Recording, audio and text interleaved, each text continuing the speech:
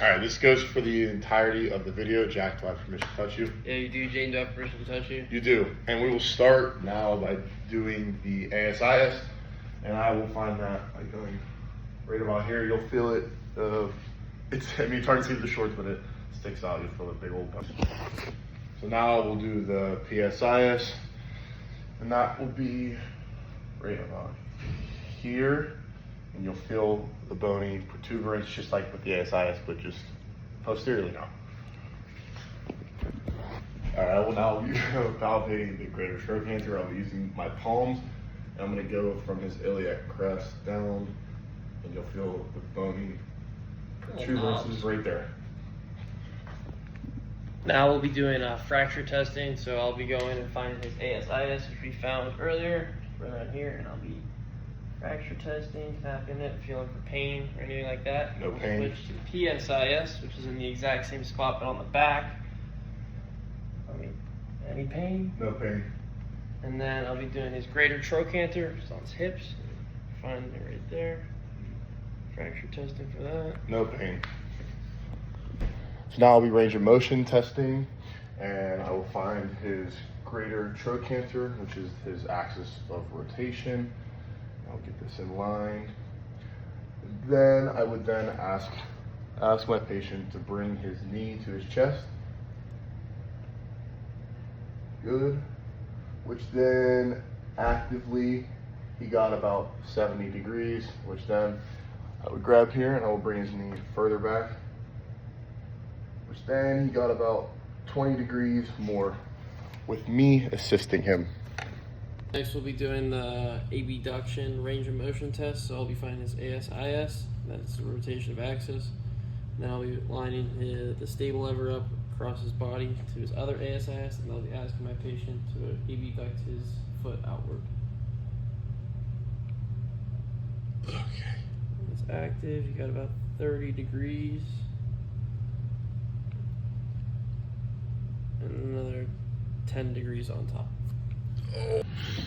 So next I'll be doing internal rotation. I will have this in line with his patella, and I will ask my patient then to hold it up top for me.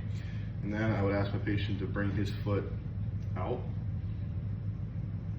Okay, and he got about 28 degrees that way, and then I will assist him now a little more. Not very much more, but like 2 more degrees about, so 27 degrees total. Now we will be soft tissue palpating the rectus femoris, which that would find his ASIS. It inserts on the ASIS and runs down the middle here and goes all the way down to the base of the patella. And the action it performs is extension of the knee and hip flexion, and it innervates at the femoral nerve. The next soft tissue we're going to be looking at is the gluteus medius. Its origin is the external surface of the superior ilium, and it runs all the way down into the greater trochanter. You can feel it firing when they abduct their leg, their hip. Feel it there. Its action is hip abduction, and it's innervated by the superior gluteal nerve. So now I will be soft tissue palpating the gluteus minimus, and the origin is the lower part of the ilium and a margin of the greater sciatic notch, which then I would feel right in here is the lower part of the ilium, and then the notch, and it runs all the way down to, not really that far, but to the greater trochanter, so this muscle here. But to feel it, you can ask your patient to bring his foot towards the sky. Yeah, you kind of feel it right here where my hand is. You'll feel it firing. And the action it performs is internal rotation, and it is innervated by the superior gluteal nerve as well. The next muscle we'll be looking at is the hamstrings. There's 2 different muscles, the semitendinosus and the semimembranosus. The origin of both of them is the ischial tuberosity, which is up in here. And semitendinosus runs on top, and it runs down into the proximal medial tibial shaft, which runs down medial side of the leg, down to the side of the knee. Semimembranosus is underneath, it's deep, it runs down to the medial condyle on the posterior side. About the same, about right on top of each other. The action of both of them is flexion of the knee and hip extension, and they're both innervated by the tibial nerve L5, S1, and S2.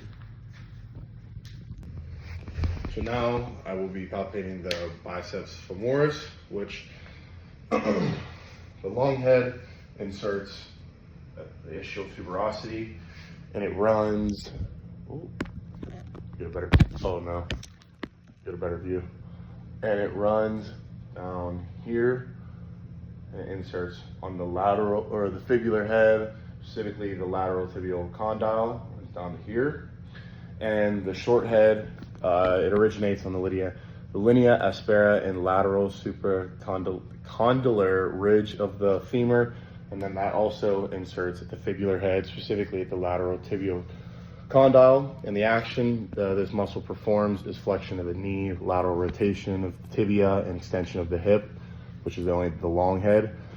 And the long head innervates the tibial nerve L5, S1, S2, and the short head innervates the common perennial nerve L5, S1, S2. So next we'll be finding our patient's sciatic nerve. To do this, you find the greater trochanter, which is on their hips, pretty easy to find, and their ischial tuberosity. Find both of those, and then make a triangle with your hands, and where your two thumbs meet up is where the sciatic nerve or sciatic notch is. You can feel the indentation, and that's where your sciatic nerve is. It runs down. So now we will be doing Jack's sacroiliac ligaments, which I will find is PSIS, which is right here, and then I will go in and down, and this is where these ligaments will lie. So now we will be muscle testing his iliopsoas, which I would ask my patient to hang his leg off like this. I'm going to stabilize at the ASIS here. So I think the best way for you to see on video. Then I would ask my patient to bring his knee up to me. Good. He was able to complete that. All right, bring it back down. Now I'm going to apply a little bit of resistance throughout the whole motion. All right, good.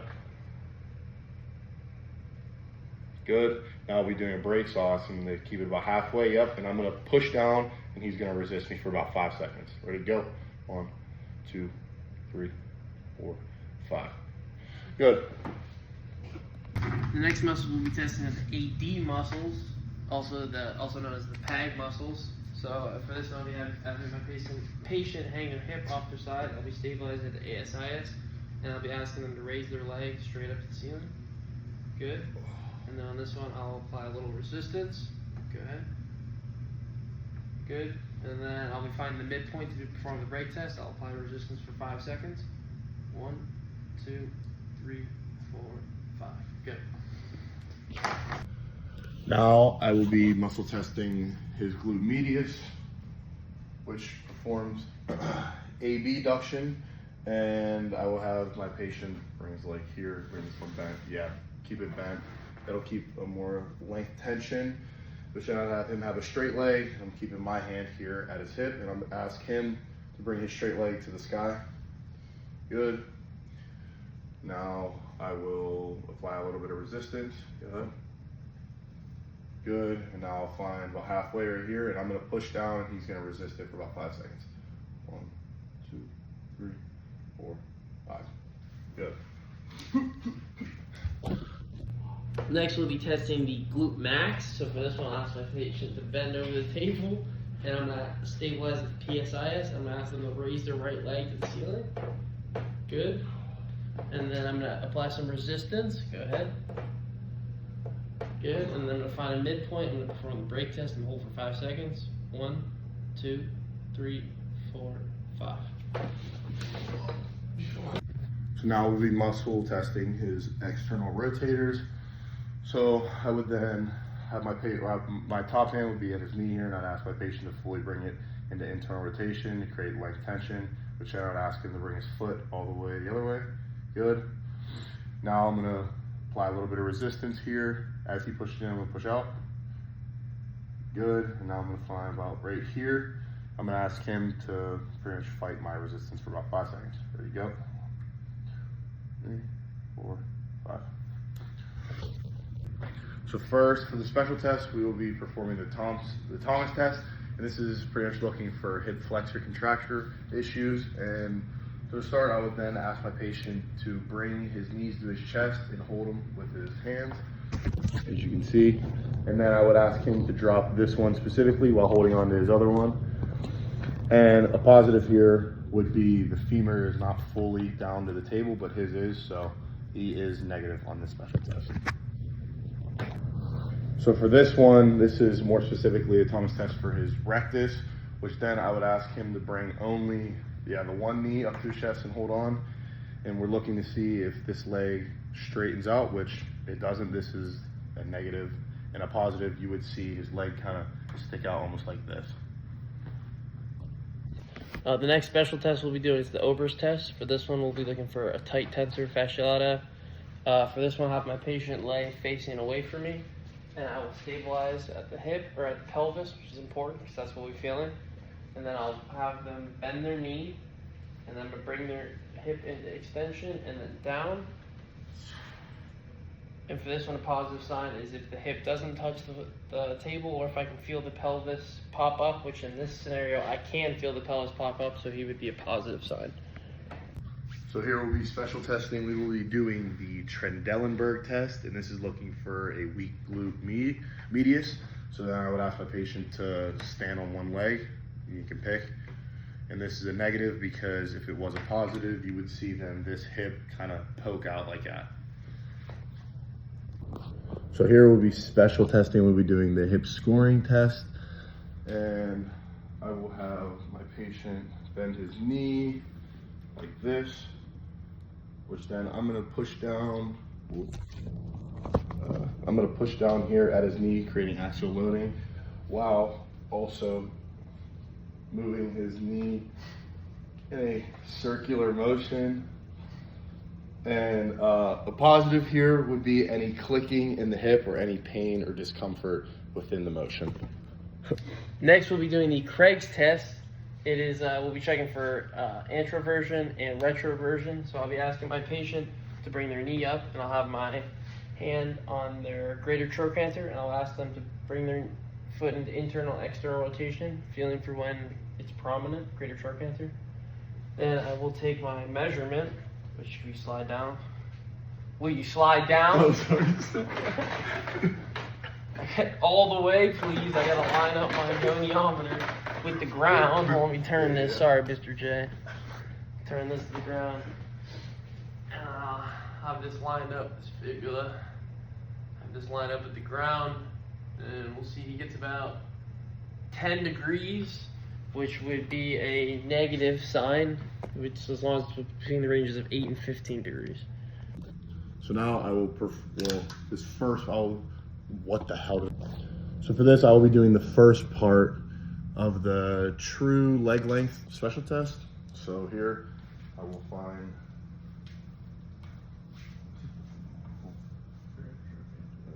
I'll find the top of his greater trochanter, which seems to be about right here. And that's gonna be where this starts. And then I will go all the way down to right here, the lateral aspect of his femoral condyle, which I get here. I get about 19, and I will do the same thing on this side. Yeah, that was in inches, by the way. Here, do the same thing. This one actually is about 19 and a quarter, to be exact. So for the second part, we'll be measuring from the medial plateau, starting about here. I know it's tough to see, but I would then go down, bring your leg up, show him.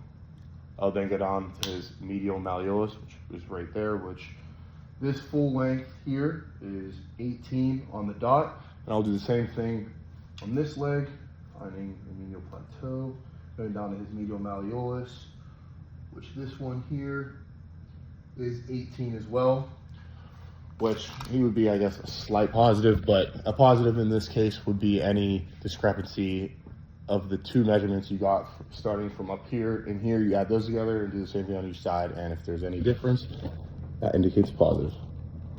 Next test we're going to be doing is the long sitting test. For this one, I'll be asking my patient to lay on their back, and then good, hold on to both sides of the table, and then bring your hips up to the ceiling. Good. And then bring your knees up to your chest. Good. And then lengthen back out. And then pull your legs. Move this.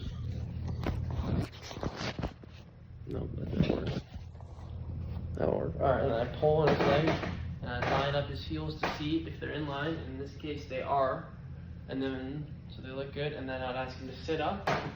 And I'd do the same thing and measure, line up his heels. And they're still in line. So this is a negative sign. A positive sign would be his legs are different lengths. But in this case, there's no sign of anterior or posterior rotation. And for a pathological scenario, so this patient, his name is Thanos, and he's a 21-year-old baseball player. Specifically, he plays the outfield. And he came in, he's doing fine, blah, blah, blah. And we did a couple of the tests, and specifically the Ober's test came back positive. And this is kind of signifying to me as a health practitioner that he's got a tight tensor fascia lata, maybe an IT band as well as tight. And this is causing him pain. There's a little bit of inflammation there, and this is like reducing his mobility. So, I mean, specifically, especially for an outfielder, like they're running a lot. When he's running the bases, he's a quick guy, so he's been running a lot. So I think the best plan of action is to rest for as long as possible, maybe until game days, maybe reduce on the running at practice, kind of modify things specifically for him the coach can do. Put him through a rehab routine, specifically doing foam rolling, specifically on his side, on his IT band, for his quads, his glutes, for his tensor fascia lata as well. Stretching daily, morning, before practice, after practice, at night. Put him through a routine to stretch all his hip flexors, maybe a standing crossover stretch or a pigeon pose. Also making sure that he's still keeping his strength too, so not overloading, but doing a little bit of strength training as well to keep his flexors flexing. Not too much PT, I wouldn't say, because he's in season, so it's a bit tough to stay on PT and to keep an athlete on PT while he's doing games. But yeah, I mean, that's pretty much it. That, and for recovery, I would have before